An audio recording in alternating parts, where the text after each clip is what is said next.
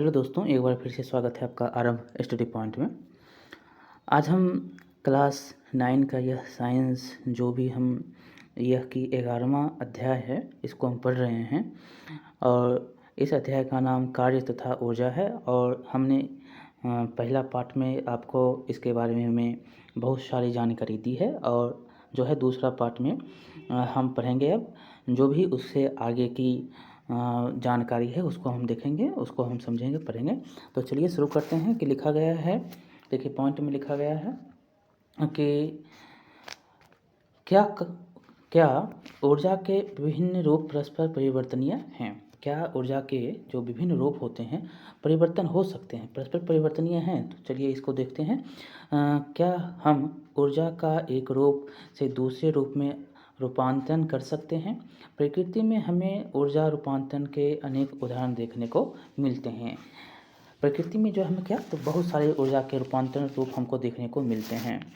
लिखा गया है कि छोटे समूह में बैठिए क्रियाकलाप में और प्रकृति में ऊर्जा रूपांतरण के विभिन्न विधियों पर विचार करें। अपने समूह में निम्न प्रश्नों के बारे में विचार विमर्श करें। देखिए पहला क्वेश्चन है कि हरे पौधे खाना कैसे बनाते हैं। एक छोटा पौधा जो है वो कैसे बड़ा हो जाता है और उसका जो है देखते हैं कि एक पत्ती बड़ा पत्ता बन जाता है, तो कैसे।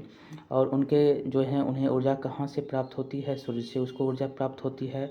वायु एक स्थान से दूसरे स्थान क्यों बहती है। कोयला तथा पेट्रोलियम जैसे ईंधन कैसे बने।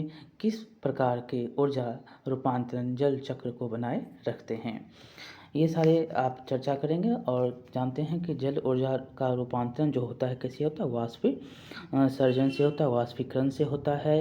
आप जो भी पानी का जो अगर उबाल रहे हैं तो क्या होता है, वाष्प बन रहा है, तो वो कहाँ, तो वो वाष्प से आपको बारिश होती है और जल चक्र यहाँ से बनता है।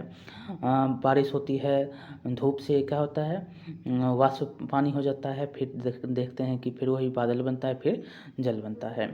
तो ये हो गया क्रियाकलाप। दूसरा क्रियाकलाप है कि अपने मानव क्रियाकलापों तथा हमारे द्वारा उपयोग किए जाने वाले जुगतों में ऊर्जा रूपांतरण सम्मिलित है। इस प्रकार क्रियाकलापों तथा जुगतों की एक सूची बनाएंगे और प्रत्येक क्रियाकलाप या जुगत में पहचानिए कि किस प्रकार का ऊर्जा रूपांतरण हो रहा है।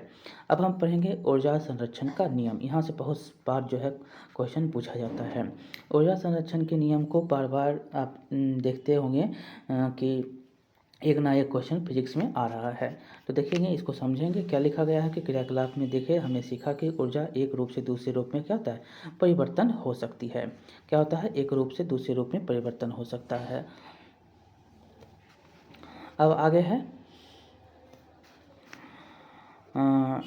इस प्रक्रिया में निकाय की कुल ऊर्जा का क्या हुआ। ऊर्जा रूपांतरण की अवस्था में निकाय की कुल ऊर्जा अपवर्तित रहती है। क्या होता है, ऊर्जा रूपांतरण की अवस्था में जो निकाय की कुल ऊर्जा है वो क्या होता है, अपरिवर्तित रहती है।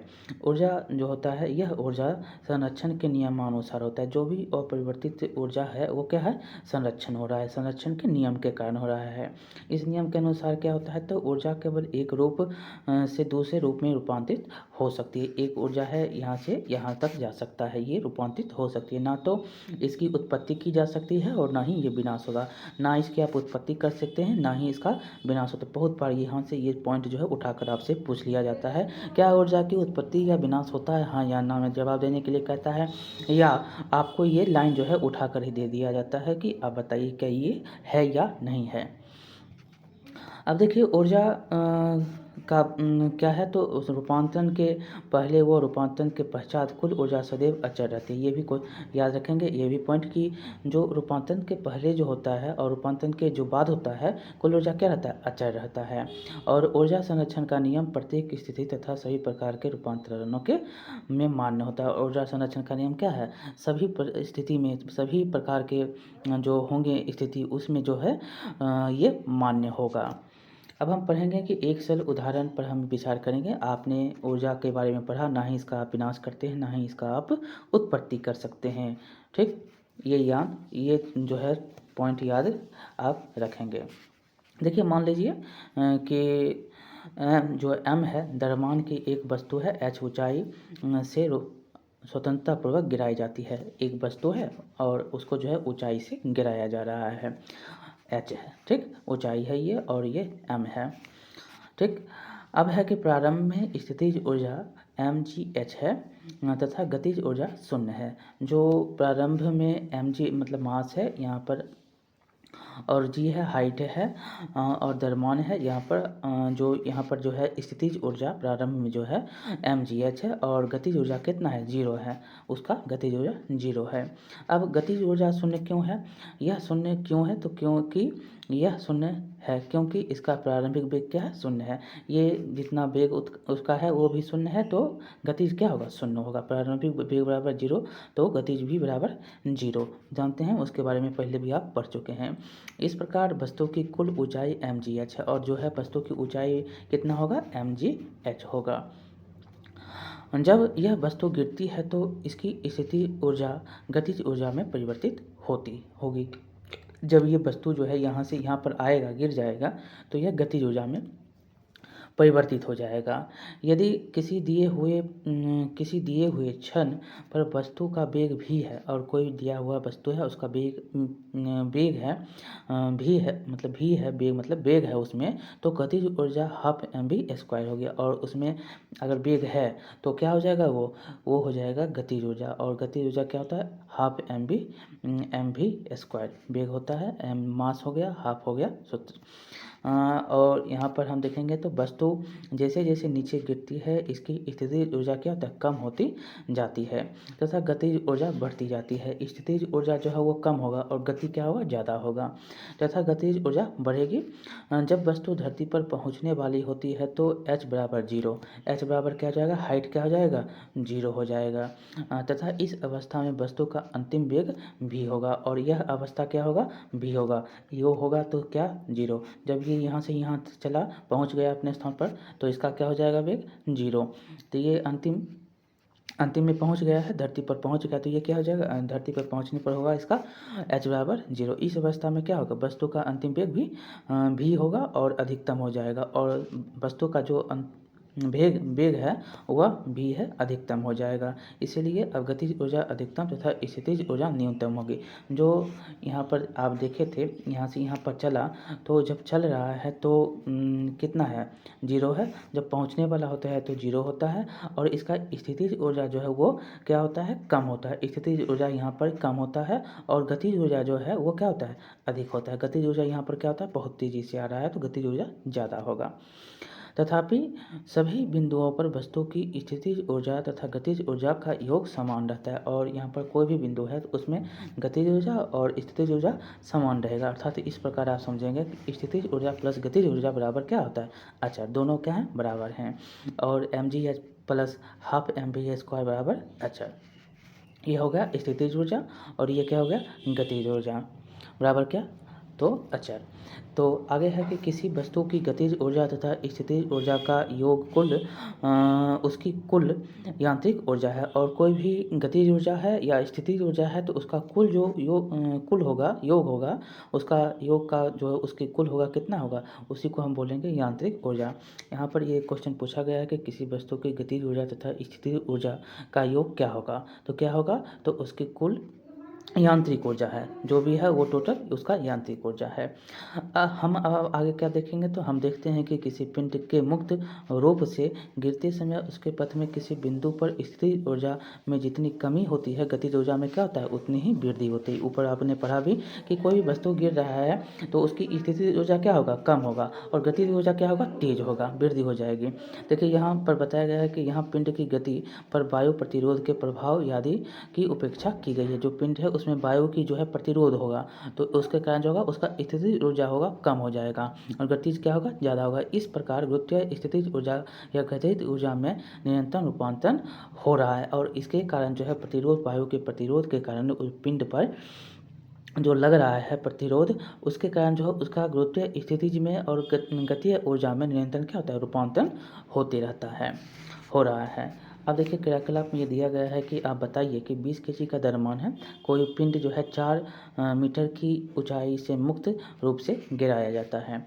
निम्न सारणी के अनुसार प्रत्येक स्थिति में स्थितिज ऊर्जा और गतिज ऊर्जा की गणना करें करके सारणी को रिक्त स्थान से भरने के लिए कहता है। देखिए यहाँ पर है, देखिए 4 मीटर है, 2 मीटर है, 3 मीटर, 1 मीटर जो भी है यहाँ ऊपर से नीचे जो यहाँ पर है। तो यहाँ पर देखेंगे तो स्थितिज ऊर्जा क्या होगा, कम होगा। स्थितिज ऊर्जा 1 हो जाएगा, 2 हो जाएगा और यहाँ पर गतिज ऊर्जा क्या हो जाएगा, गतिज ऊर्जा तेज हो जाएगा, ये उल्टा हो जाएगा। और जूल जो है ये EP प्लस EK होगा, इसका जो टोटल बराबर हो जाएगा। 4 है तो 1 हो जाएगा, 5 हो जाएगा, 5 है तो 3 है, 2 है तो ये फिर 5 हो जाएगा। सारे के सारे फिर उल्टा होंगे तो क्या होंगे, बराबर होंगे। ठीक। अब देखिए परिकलन में सुविधा के लिए जी का मान क्या है, 10 मीटर पर सेकंड स्क्वायर जो है 10 मीटर पर सेकंड स्क्वायर किसका मान, जी का मान है। यहाँ पर विचार करने के लिए कहता है कि यदि प्रकृति में ऊर्जा रूपांतरण संभव नहीं होता तो क्या होता।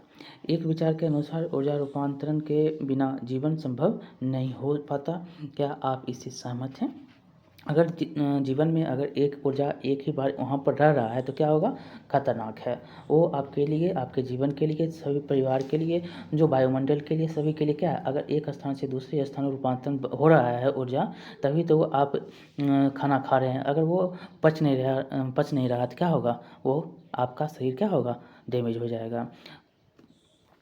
अब आगे है आपके शरीर में क्या होगा, कार्य करने की क्षमता जो भी होंगे वो क्या होंगे, शून्य हो जाएंगे और आपकी मृत्यु भी हो सकती है। इसीलिए कहता है कि ऊर्जा का रूपांतरण जरूरी है।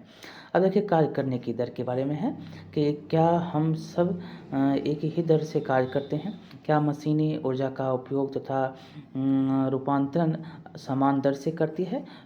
अभिकर्ता जो एजेंट होता है, जो ऊर्जा रूपांतरण करते हैं, विभिन्न दरों से कार्य करते हैं। और यहाँ पर क्या है, विभिन्न दर से ऊर्जा का रूपांतरण होता है। यहाँ पर हम क्रियाकलाप से इसको समझेंगे। देखिए लिखा गया है कि 2 बच्चे हैं, मान लीजिए A तथा B के बारे में विचार कीजिए। मान लीजिए दोनों द्रव्यमान क्या है, समान है। दोनों रस्सी पर अलग अलग चढ़ना प्रारंभ करते हैं। दोनों 8 मीटर की ऊंचाई तक पहुंचते हैं। मान लीजिए इस कार्य करने में A का जो है 5-10 सेकंड लगता है और B का कितना, 20 सेकंड। ऊर्जा इसमें क्या है, ज़्यादा है, इसमें ऊर्जा क्या है, कम है, इसलिए वो धीरे धीरे चढ़ रहा है और A जो है तेज़ी से चढ़ रहा है। प्रत्येक बच्चे द्वारा किए गए कार्य कितना है, कितना किया गया कार्य क्या है, समान है, नहीं अलग है। तथापि ए ने कार्य करने के लिए बी की अपेक्षा क्या किया, कम समय लिया है। किसी बच्चे ने दिए हुए समय मान लीजिए कि 1 सेकंड है से अधिक किया है। कोई बच्चा है उसे 1 सेकंड में से ज़्यादा में कर लिया है। अब आगे है कि एक शक्तिशाली व्यक्ति है, किसी दिए हुए कार्य को अपेक्षाकृत कम समय में पूरा कर सकता है। अधिक शक्तिशाली वाहन कम शक्तिशाली वाहन की अपेक्षा क्या होता है, अधिक अपेक्षा हमें किसी यात्रा को कम समय में पूरी करा सकता है। हम मोटर बाइक तथा मोटर कार जैसी मशीनों की शक्ति के बारे में बात करते हैं। इन वाहनों के वर्गीकरण का आधार यह है कि ये कितनी तेज़ी से ऊर्जा परिवर्तन और या कार्य करते हैं, वो कितना तेज़ी से ऊर्जा का परिवर्तन कर रहा है और कार्य कर रहा है। शक्ति किए गए कार्य की गति को मापती है। शक्ति क्या करता है, जो काम आप कर रहे हैं उसी को वो मापेगा, अर्थात कार्य कितना शीघ्रता या देर से किया गया है। और शक्ति की परिभाषा इस प्रकार से आप समझ सकते हैं, कार्य कितना देर से कर रहे हैं, कितना समय लग रहा है, वही क्या होगा, शक्ति होगा। कार्य परिभाषा क्या है, तो कार्य करने की दर या ऊर्जा रूपांतरण की दर को शक्ति कहते हैं। जो कार्य करने की दर है और जो ऊर्जा का रूपांतरण हो रहा है उसी को हम क्या बोलते हैं, शक्ति बोलते हैं। यदि कोई अभिकर्ता जो एजेंट होता है, टी मतलब समय और डब्ल्यू मतलब वर्क मतलब कार्य करता है, कोई एजेंट है जो इतना समय में कार्य कर रहा है, तो शक्ति का मान क्या हो जाएगा, शक्ति बराबर क्या हो जाएगा, कार्य बाय समय। या आप P बाय पावर बराबर वेट बाय जो है weight by work by T मतलब समय, टाइम। शक्ति बराबर क्या हो जाएगा, कार्य बाय समय। और या P = W/T। क्या होता है, जो कोई भी काम कर रहा है और कितना ऊर्जा लग रहा है तो उसी के बराबर जो होता है शक्ति होता है। कार्य करने की दर और ऊर्जा के रूपांतरण की दर को हम क्या बोलते हैं, शक्ति बोलते हैं। इसको आप इस प्रकार से समझ सकते हैं। और शक्ति का सूत्र क्या होता है, कार्य बाय समय। अब देखिए शक्ति का मात्रक क्या होता है, शक्ति का मात्रक वाट है। बहुत बार क्वेश्चन पूछा जाता है। और इसका जो प्रतीक होता है W होता है, जिसको वर्क में आप लिखते हैं वर्क में, तो W इसका प्रतीक है। यह देखिए मात्रक जेम्स वाट के नाम से रखा गया, के सम्मान से रखा गया है। 1736 से 1819 के इनका काल है। इन्हीं के सम्मान से, जेम्स वाट के सम्मान से शक्ति का मात्रक रखा गया है। अब देखिए आगे लिखा गया है कि 1 वाट उस अभिकर्ता मतलब एजेंट की शक्ति है जो 1 सेकंड में 1 जूल कार्य करता है। जो 1 सेकंड में कितना 1 जूल कार्य, 1 वाट जो है 1 वाट है, और वह अभिकर्ता या जो एजेंट जो भी है 1 वाट है, वह 1 सेकंड में 1 जूल कार्य कर लेता है। उसका समय कितना है 1 सेकंड है। कार्य कितना किया 1 जूल किया। तो हम क्या कह सकते हैं कि यदि ऊर्जा के उपयोग की दर 1 जूल पर सेकंड है तो शक्ति क्या होगा 1 वाट होगा। अगर ऊर्जा अगर 1 जूल है तो शक्ति कितना होगा 1 वाट होगा। ऐसे इसको आप समझ सकते हैं कि 1 वाट बराबर कितना, तो 1 जूल बाय पर सेकेंड, मतलब 1 वाट बराबर 1 जूल पर सेकेंड सेकेंड होता है। और हम ऊर्जा रूपांतरण की उच्च दरों को किलो वाट मतलब KW में व्यक्त करते हैं। अगर हम ऊर्जा रूपांतरण की दर को हम व्यक्त करेंगे तो किसमें, तो किलो वाट में इसको हम व्यक्त करते हैं। देखिए 1 किलो वाट बराबर कितना होता है 1000 वाट होता है। और 1 किलो वाट बराबर ऐसे इसको समझेंगे तो 1000 वाट, या आप इसको 1000 जूल पर सेकेंड लिख सकते हैं। अब देखिए किसी अभिकर्ता जो एजेंट है की शक्ति समय के साथ क्या होता है बदल सकती है। इसका अर्थ है कि अभिकर्ता विभिन्न समय अंतरालों में विभिन्न तरह से कार्य कर सकता है। इसलिए औसत शक्ति की अवधारणा लाभप्रद है। क्या है, औसत शक्ति की अवधारणा लाभप्रद होती है। और औसत शक्ति को हम कुल उपयोग की गई ऊर्जा को कुल लिए गए समय से विभाजित कर सकते हैं। कितना आप ऊर्जा उसका उपयोग हुआ है और कितना समय में उसका उपयोग हुआ है, उससे हम औसत शक्ति उसका हम निकाल सकते हैं। देखिए कुछ उदाहरण दिया गया है, इससे हम औसत शक्ति को निकालेंगे। देखिए 2 लड़की है, 2 लड़कियां जिनमें प्रत्येक का भार कितना है 400 न्यूटन है। इस रस्से एक रस्सा है, एक रस्से पर 8 मीटर की ऊंचाई पर वो चढ़ती है। हम जो है एक लड़की का नाम A रखते हैं और B जो है दूसरा लड़की। इस कार्य को करने में जो है A लड़की 20 सेकेंड लेती है और B जो है वो 50 सेकेंड लेती है। तो प्रत्येक लड़की द्वारा व्यय की गई शक्ति का परिकलन करेंगे। तो हम क्या करेंगे, दोनों को हम ऊर्जा से निकालने, शक्ति से निकाल लेंगे बाय उसका जो समय होगा और जो उसका वर्क हो रहा है। तो 400 है और उसका हम बाय कर देंगे, ए का हो जाएगा 20, दूसरा का हम निकालेंगे तो हो जाएगा 50 सेकंड। तो इसी तरह हम इसको निकाल लेंगे। यहाँ पर देख सकते हैं लिया गया कितना है, सॉल्व करेंगे तो सॉल्व करेंगे तो इसमें देखिए ए है, ए का मान निकाल रहे हैं पहले। 400 जो है भार है उसका, ऊंचाई 8 मीटर हम चढ़ रहे हैं, समय 20 सेकंड ले रहा है। तो शक्ति बराबर क्या होता है, शक्ति बराबर जो होता है P बराबर क्या होता है, किया गया कार्य और लिया गया समय। और किया गया कार्य कितना है mgh है, मतलब mg कितना है तो 400 है और h कितना है तो 8 है। तो ये क्या हो जाएगा, तो mgh जो होगा भार जो है वो कितना 400 n और 8 मीटर बाय 20 सेकंड, ये कितना हो जाएगा 160 वाट हो जाएगा। और दूसरा जो है दूसरा 50 सेकंड लेता है। तो इसी के सूत्र से हम निकालेंगे तो ये 64 वाट हो जाएगा। दूसरा का 64 वाट होगा और पहला का 160 वाट होगा। ये होगा, ये इसका आंसर हो जाएगा। दूसरा हम फिर देखेंगे तो वही है। दूसरा सिर्फ आप सूत्र याद रखेंगे, जो शक्ति बराबर क्या होता है, किया गया कार्य और लिया गया समय, बस इतना ही याद रखना है और इसी के साथ ये जो है आपका निकल जाएगा। अब है कि 50 किलोग्राम का कोई एक लड़का है, एक सोपान मतलब जीना पर दौड़कर 50 सीढ़ियाँ जो है वो 9 सेकंड पर चढ़ता है। 50 सीढ़ी जो है वो 9 सेकंड में चढ़ जाता है। वो कितना है, 45 सीढ़ी जो है 9 सेकंड में चढ़ता है, 50 kg का वो है। तो आगे है कि यदि प्रत्येक सीढ़ी की ऊंचाई 15 सेंटीमीटर है और जो 45 सीढ़ी है उसकी जो ऊंचाई है 15 सेंटीमीटर, प्रत्येक का एक का जो है 15 सेंटीमीटर है। तो अब क्या करेंगे, तो उसकी शक्ति का परिकलन कीजिए और यहाँ पर जी का मान दिया गया है। जी का मान कितना है 10 मीटर पर सेकेंड स्क्वायर। लड़के का भार कितना है तो 50 kg है और यहाँ पर जी का मान क्या है mg है। तो एम हो गया उसका अथी क्या बोलते हैं द्रव्यमान, और जी जो है जी का मान यहाँ पर है 10 मीटर पर सेकेंड स्क्वायर बराबर कितना हो जाएगा, ये आप निकालेंगे।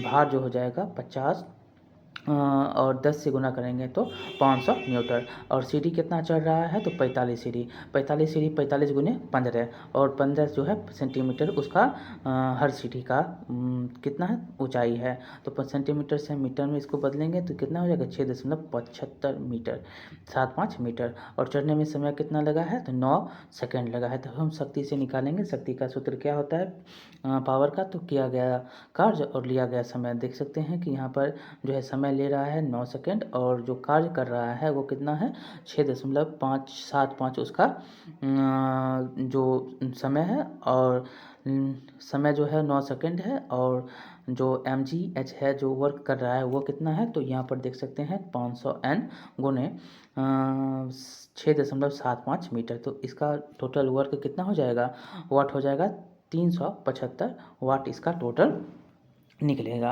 आंसर हो जाएगा। इस प्रकार से इसको निकालेंगे। अब शक्ति क्या है तो शक्ति आपके बारे में जो है शक्ति के बारे में आपने अभी तक पढ़ा है कि शक्ति किसको कहते हैं, कार्य, किया गया कार्य और लिया गया समय, किया गया कार्य और लिया गया समय बराबर क्या आता है शक्ति। तो एक शक्ति बराबर जो होगा वही जो होगा 1 जूल होगा। और अगर एक एजेंट 1 सेकंड में क्या करता है 1 जूल कार्य करता है, ये याद रखेंगे। एक जो एजेंट है एक व्यक्ति है जो 1 जूल में क्या करता है 1 सेकंड में 1 जूल कार्य करता है। दूसरे शब्दों में हम इसका कैसे उपयोग करेंगे तो 1 जूल बराबर क्या होता है 1 जूल बराबर जे जूल पर सेकंड होता है। और शक्ति किससे हम मापते हैं तो वाट से मापते हैं, इसको मात्रक होता है वाट, जेम्स वाट के नाम से इसका नाम रखा गया है, इतना आपने पढ़ा। अब है कि दूसरा 1 वाट शक्ति को परिभाषित करने के लिए कहता है। तो 1 वाट शक्ति को हम कैसे परिभाषित करेंगे तो 1 वाट शक्ति बराबर क्या होता है 1 जूल बाय सेकेंड। जो 1 वाट बराबर क्या होता है तो 1 जूल और लिया गया समय, तो उसका समय और उसका जो है क्या हो जाएगा जो ले रहा है एक जैसे वाट है तो 1 वाट हो गया। तो 1 वाट को ऐसे भी हम डिनोट कर सकते हैं 1 जूल पर सेकेंड। ठीक। तीसरा क्वेश्चन है कि एक लैंप है और उसमें 1000 जूल विद्युत ऊर्जा 10 सेकेंड में व्यय करता है। तो इसकी शक्ति क्या है, देखिए यहाँ पर 1000 जूल है तो 1000 है और ऊर्जा मात्र जो है समय कितना ले रहा है 10 सेकेंड ले रहा है। कुछ नहीं करेंगे, W बराबर क्या हो जाएगा W बराबर हो जाएगा आपका यहाँ पर वर्क जो है 1000 जूल और समय T बराबर हो जाएगा कितना 10 सेकेंड। और लिया गया समय और किया गया कार्य जो है बराबर क्या होता है तो ये P बराबर क्या हो जाएगा W 1000 हो गया और ऊर्जा जो है S हो गया। तो यहाँ पर इसको काट देंगे तो कितना हो जाएगा 100 जूल पर सेकेंड। ठीक। तो 100 जूल पर सेकेंड या जूल को हम वाट में भी कन्वर्ट कर सकते हैं। P बराबर क्या हो जाएगा 100 वाट। अब देखिए औसत शक्ति को परिभाषित करने के लिए कहता है। तो औसत शक्ति को अपने ऊपर पढ़ा भी है कि औसत शक्ति क्या होता है को हम क्या करते हैं तो औसत शक्ति जो होता है को हम कुल उपयोग की गई जो ऊर्जा है जो आप कर रहे हैं जो ऊर्जा और उसमें जो है कुल समय कितना लग रहा है उसको हम विभाजित कर देते हैं। जो ऊर्जा लग रहा है जो समय लग रहा है उसी को हम विभाजित कर देंगे। जैसे 1000 किलो हम ऊर्जा लगा रहे हैं और जो समय लग रहा है हमको 10 सेकेंड लग रहा है तो ऐसे ही हम उसको कर देंगे। तो इससे क्या होगा वो औसत शक्ति निकल जाएगा। कुल उपयोग की गई ऊर्जा यहाँ पर हमको ऊर्जा कितना 1000 और लंबे समय कितना लगा है तो 100 सेकेंड, तो इसे हम भाग दे देंगे तो यही औसत शक्ति हो जाएगा। ठीक।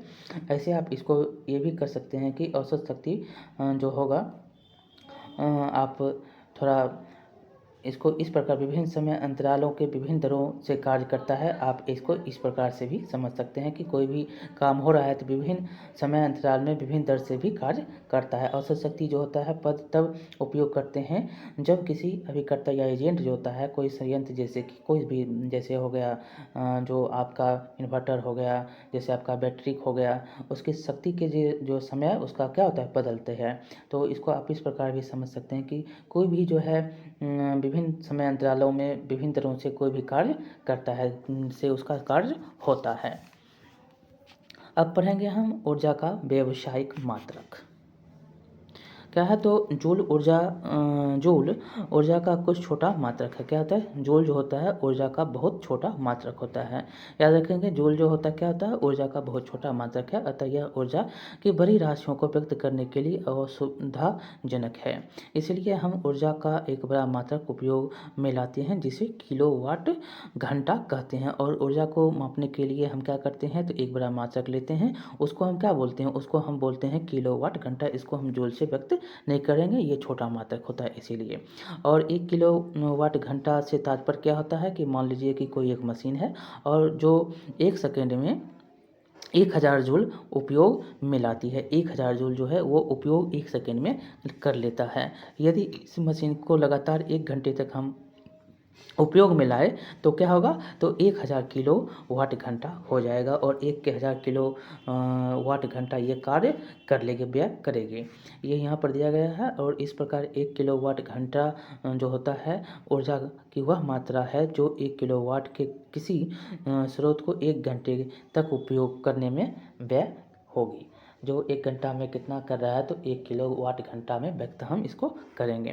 तो देखिए 1 किलो वाट घंटा बराबर क्या होता है, 1 किलो वाट पर गुने 1 घंटा। और 1 किलो वाट बराबर कितना, 1000 वाट गुने 3600 सेकेंड। ये कितने सेकेंड में है, तो ये 3600 सेकेंड। और जब हम जूल में इसको निकाल लेंगे तो ये कितना हो जाएगा, 36 लाख जो है जूल हो जाएगा 3600 सेकेंड। और इसको किलो वाट को हम जब वाट में कन्वर्ट किए तो 1000 वाट आया और घंटे को हम किए सेकेंड में तो 3600 सेकेंड हुआ। अब हम इसको जूल में कन्वर्ट करेंगे तो कितना हुआ, 36 लाख जूल हो जाएगा। और इसको हम ऐसे भी डिनोट कर सकते हैं कि 1 किलो वाट घंटा बराबर कितना होता है, 3.6 गुने 10⁻6 जूल। 3.6 गुने 10⁻6 जूल होगा 1 किलो वाट घंटा बराबर। देखिए आगे है कि घरों में, उद्योगों में तथा व्यावसायिक स्थानों में व्यय होने वाली ऊर्जा को प्रायः हम किस में कन्वर्ट करते हैं, तो किलोवाट घंटा में व्यक्त करते हैं। जो भी आप घर में कर रहे हैं, व्यावसायिक स्थान पर कर रहे हैं, उसको हम कैसे मापते हैं, व्यक्त करते हैं, तो किलोवाट घंटा में करते हैं। यदि उदाहरण के लिए देखिए 1 महीने में उपयोग की गई विद्युत ऊर्जा को यूनिट के रूप में व्यक्त करते हैं। अगर आप 1 महीने में कोई विद्युत ऊर्जा कर रहे हैं तो उसको हम किस में व्यक्त करते हैं, तो यूनिट में। और यहाँ पर 1 यूनिट का अर्थ क्या होता है, 1 किलो वाट घंटा। 1 घंटा में आप कितना किलोवाट का उपयोग किए हैं, तो वही उसका होता है। जो 1 यूनिट बराबर कितना होता है, 1 किलोवाट घंटा। 1 किलोवाट घंटा जो होता है 1 यूनिट होता है। अब देखिए यहाँ पर लिखा गया है, उदाहरण से हम समझेंगे अब कि 60 वाट का एक विद्युत बल्ब प्रतिदिन 6 घंटे उपयोग किया जाता है। 60 वाट का विद्युत बल्ब है और 6 घंटे उसका उपयोग करते हैं। बल्ब द्वारा दिन में खर्च की गई ऊर्जा को यूनिट में हम तब्दील करेंगे तो क्या होता है, 1 यूनिट बराबर कितना, 1 किलो वाट घंटा। और 6 घंटा चला है, 6 किलो वाट घंटा मतलब 6000 किलो वाट घंटा। ये हम ऐसे कर सकते हैं या उसको आप इसे हल कर सकते हैं कि यहाँ पर देख सकते हैं एक बल्ब जो है 60 वाट है, तो यहाँ पर 0.6 किलो वाट में इसको तब्दील कर लेंगे। उसके बाद क्या करेंगे, आप समय देखेंगे तो समय कितना लिया है, 6 घंटा लिया है। तो ऊर्जा बराबर क्या होता है, शक्ति होता है। ऊर्जा बराबर शक्ति गुने लिया गया समय। आप कितना शक्ति मतलब 60 वाट किए हैं खर्च और जो समय ले रहे हैं 6 घंटा ले रहे हैं। ठीक, आप किलो वाट में अब इसको तब्दील कर लिए हैं, 0.6 किलो वाट हो जाएगा। या आप उसको वाट में ही रखेंगे तो ये वाट में आप कन्वर्ट करेंगे तो 60 करके फिर आपको किलो वाट में कन्वर्ट करना पड़ेगा। तो ये कितना हो जाएगा, 60। और इसको 6 अगर हम गुना करेंगे तो घंटा में हम तब्दील कर रहे हैं तो क्या हो जाएगा, 6 36 किलो वाट घंटा जो है इसका हो जाएगा। और इसको यूनिट में तब्दील करेंगे, वही यूनिट होगा, किलोवाट हटा देंगे तो 0.36 यूनिट जो है बल्ब जो है टोटल खर्च हुआ है, लेता है 1 घंटे में, 6 घंटे में 0.36 यूनिट। अब देखिए यहाँ पर दिया गया है क्रियाकलाप की अपने घर के विद्युत परिपथ में लगे विद्युत मीटर का हम ध्यानपूर्वक अध्ययन करेंगे। और जो आप परीक्षण करेंगे कि प्रातः जो है 6 बजे प्रातः से लेकर 6:30 बजे शाम तक कितना मीटर आपका उठा है और प्रत्येक सप्ताह में कितना उठता है, दिन में कितना यूनिट खत्म होता है, रात में कितना होता है, ये सूचीबद्ध करने के लिए कहता है। आप जो है यहाँ पर जो भी आप कर रहे हैं उसका जो है यहाँ पर लिख सकते हैं। आपने क्या सीखा, तो आपने यहाँ पर क्या सीखा, तो किसी पिंड पर किया गया कार्य, उस पर लगाए गए बल के परिमाण व बल की दिशा में उसके द्वारा की गई दूरी के गुणनफल से परिभाषित होता है। कार्य का मात्रक क्या होता है? कार्य का मात्रक होता है जूल, 1 जूल या 1 न्यूटन गुने 1 मीटर। किसी पिंड का विस्थापन 0 है तो बल द्वारा उस पिंड पर किया गया कार्य क्या होगा? 0 होगा। और यदि किसी वस्तु में कार्य करने की क्षमता हो तो कहा जाता है कि उसमें ऊर्जा है। ऊर्जा का मात्रक वही है जो कार्य का होता है। अब है कि किसी गतिमान पिंड में उसकी गति के कारण ऊर्जा को गतिज ऊर्जा कहते हैं। भी जो होगा भी वेग से गतिशील m जो द्रव्यमान होता है कि वस्तु की गतिज ऊर्जा 1/mv² के बराबर होता है। वस्तु द्वारा उसकी स्थिति अथवा आकृति में परिवर्तन के कारण प्राप्त ऊर्जा को स्थितिज ऊर्जा कहते हैं। जो भी प्राप्त ऊर्जा होगा क्या होगा? कोई भी वस्तु है उसकी स्थिति या आकृति में परिवर्तन हो रहा है उस ऊर्जा प्राप्त ऊर्जा के कारण, तो उसको हम क्या बोलते हैं? स्थितिज ऊर्जा कहते हैं। पृथ्वी के तल से एच तक उठाई गई किसी m मतलब द्रव्यमान की ऊंचाई की गुरुत्वीय स्थितिज ऊर्जा जो होगा mgh होगी।